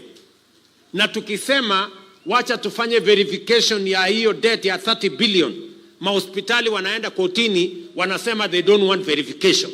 Kwa sababu wanajua ndani pale iko wizi. And we are not going to pay until we verify because we are not going to spend public money to pay corrupt people. Ama namna gani jameni? So we are telling the people who think the theft they were carrying out in NHIF watalete kwa SHA, nyinyi mnaota ndoto ya mchana. Haiwezekani. Hospitali yeyote, hospitali ya serikali, hospitali ya kibinafsi, hospitali ya kanisa, kama wameiba pesa ya NHIF, watalipa hiyo pesa. Kama wamelete corruption kwa mambo ya SHA, watalipa hiyo pesa na tutawapeleka kotini. Kwa sababu we must be accountable for all the resources that the public have put at our disposal as government. And let me also say this. Maneno ya e-procurement kuna watu wengi wamezoea kandarasi ya ukora. Kitu ya shilingi 2 tunanunua shilingi 10 kama serikali, kwa sababu ya procurement ya ukora hapo, ya quotation na nini na nini. Tumesema tunaweka procurement. Wacha ijulikane imenunuliwa pesa ngapi na imeuziwa serikali na nani. Na mbona mtu wa shilingi 2 hakupata hiyo kandarasi, mtu wa shilingi 10 alipata. That is what we want to do. Mimi najua kuna resistance. Procurement officers, accounting officers hawataki hiyo maneno kwa sababu wanataka kuendelea na ukora ya zamani. Alafu ndio wanaandika headline, sijui Mbadi, sijui 5 billion, sijui nini. Nyinyi na ukora yenu na maheadline yenu na ufisadi yenu hamuwezi kutuzuia kuhakikisha ya kwamba pesa ya serikali inatumika inavyopaswa. And we are going to implement e-procurement. There is no going back. Any official who is not ready to work with us in e-procurement, they can as well leave. Waondoke kwa serikali, waende watafute kazi nyingine. Ama namna gani? Tuko pamoja ama tuko pamoja, my friends? Mnasema tuendelee ama tuendelee? Na vita ya ufisadi hakuna mahali itasimama. Kama ni kwa bunge, kama ni judiciary, kama ni executive, kama ni county, kama ni maofisi zetu za mawizara, we are going to make sure that every penny that has been given by the people of Kenya must be spent as is required and must be spent for the purposes for which that money was meant. And we are going to be firm and we are going to be steady, and no amount of blackmail, intimidation or whatever they want to do is going to stop us. Tunaelewana ndugu zangu? Tumekubaliana watu wa Siaya? Mwisho, huyu bishop ambaye ametunenea neno la Mungu in a very profound way, ametueleza vile vile kuna cathedral inajengwa hapa. Na katiba ya Kenya, the opening ya katiba ya Kenya inasema, we, the people of Kenya, acknowledging the supremacy of God, of all creation. Yani, kabla hatujasema ofisi ingine yote, tunasema nani? Tunasema Mungu. So wale wako na kisirani na sisi na Mungu, shauri yao. Waende wasome katiba kama hata wameshindwa Biblia. Ama namna gani? Si ndio? Sisi tuliandika katiba sisi wote na tukasema tumejipatia. So bishop, hiyo cathedral ya hapa Siaya, mnajua imejengwa miaka 20. Just imagine. Nyinyi wote hapa, kila mtu hapa amejenga nyumba yake amemaliza. Lakini kanisa ya Mungu hapa imekwama. Na tuko hapa. Na tunaongea Kiingereza mingi, sijui tunaongea sana Kijaluo, sijui na nini. Sasa hii na mnajua Yesu anaweza kurudi anytime. Sasa just imagine. Yesu arudi, sisi tuko manyumba yetu, hii cathedral iko itakuwa makosa makubwa sana. So lazima tumalize hii cathedral. Mupende msipende. Hapa namna gani? Hapo tu peke yake ndio naweza kuruhusiwa kusema mupende msipende. Hii cathedral we must finish it. Sawa sawa. So kwa sababu bishop amenionyesha inatakana hapa, inatakana hapa, inatakana namna hii, inatakana namna hii, inatakana pesa nyingi.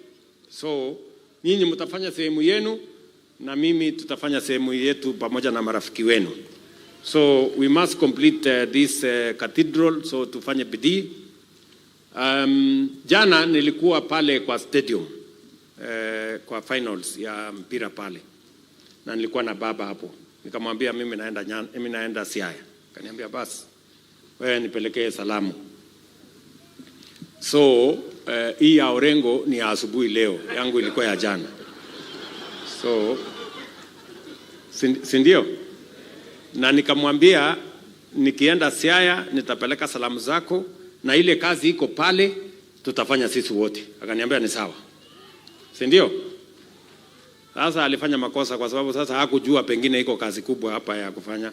Sasa ndio hii kazi imefika. Na lazima kwa sababu niko na ruhusa yake tufanye, si ndio lazima tufanye. Sasa kwa hiyo kanisa nyinyi mtafanya sehemu yenu.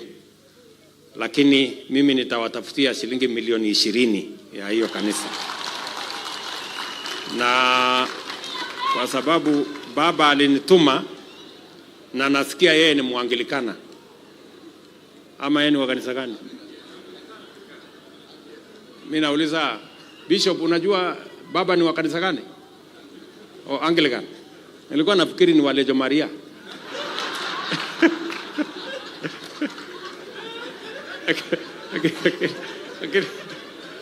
Umesema ni wa Anglican.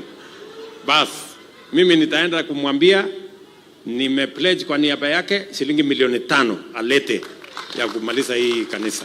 Si ndio? Alafu nyinyi sasa kina Opio na James na nini mkuje malize ile ingine. So tutashirikiana namna hiyo. Kwa hivyo ndugu zangu watu wa Siaya, mimi sitaki kusema kuzidi hapo. Mimi nimefurahi sana kufika hapa na mjue ya kwamba tukienda mbele tunatembea tukiwa pamoja. Na Mungu atatujalia so that we can take this nation to the next level. Thank you very much. Mimi nasema asante sana. Nyasaye okwedhu. Sawa sawa. Thank you very much.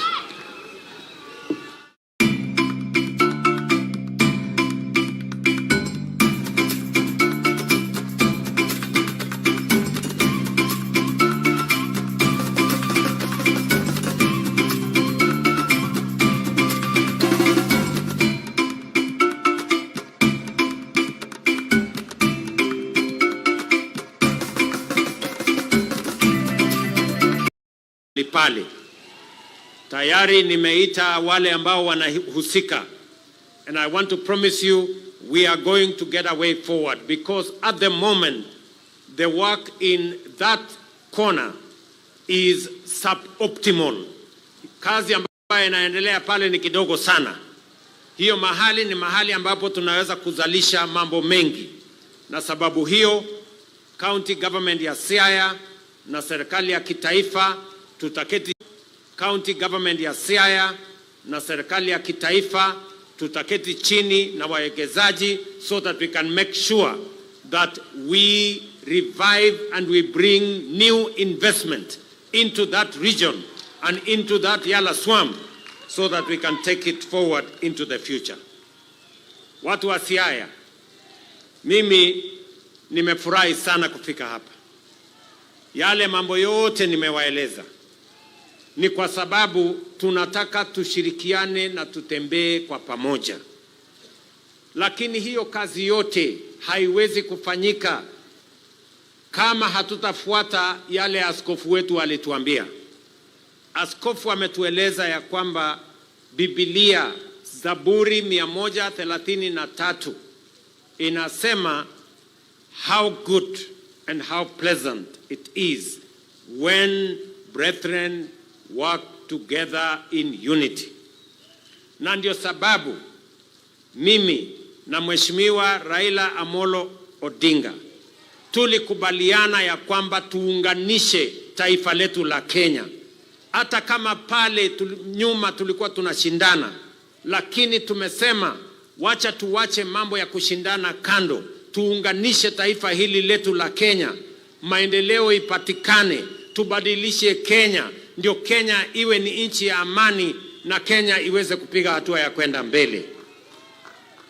Na mimi nasimama hapa Siaya kurudia kusema na mshukuru Baba Raila Amolo Odinga kwa kuniunga mkono na kunisaidia tutengeneze serikali ya broad based ambayo inaleta Wakenya wote pamoja, ndio tusukulike na mambo ya maendeleo, tuunganishe wa Kenya, ndio Kenya iwe ni nchi ambayo sisi zote tutajivunia. Watu wa Siaya, jameni, mnasema tuungane ama tutengane? Mnasema tushirikiane pamoja? Wale wanasema tuungane nione kwa mkono, wale wanasema tuungane. Tunaelewana?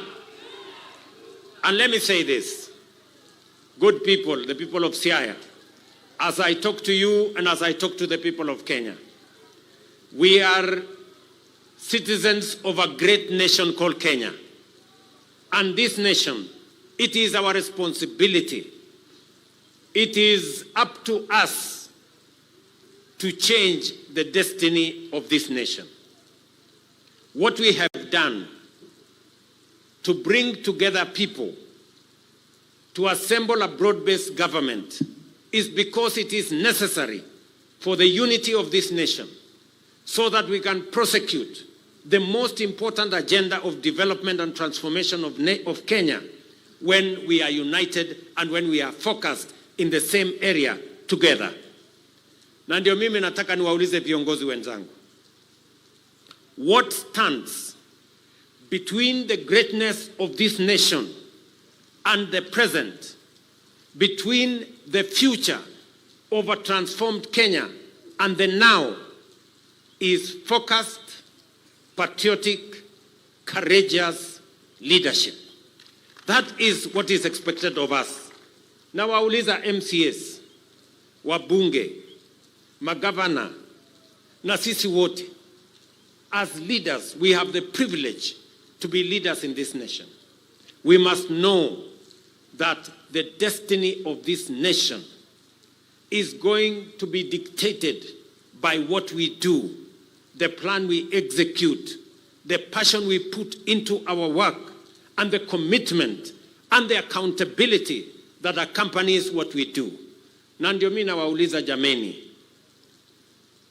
Kenya hii, there is no shortage of resources. There is no shortage of plans. What stands between Kenya and its greatness is bold, courageous, focused, patriotic leadership, as we have been told by the bishop here. And that is why we must stand together. That is why we must stay focused. And I am confident, mimi nataka niwaeleze watu wa Siaya, as I talk to the people of Kenya, I am confident about the future of this nation. Vile watu wa Korea walibadilisha nchi yao in 30 years,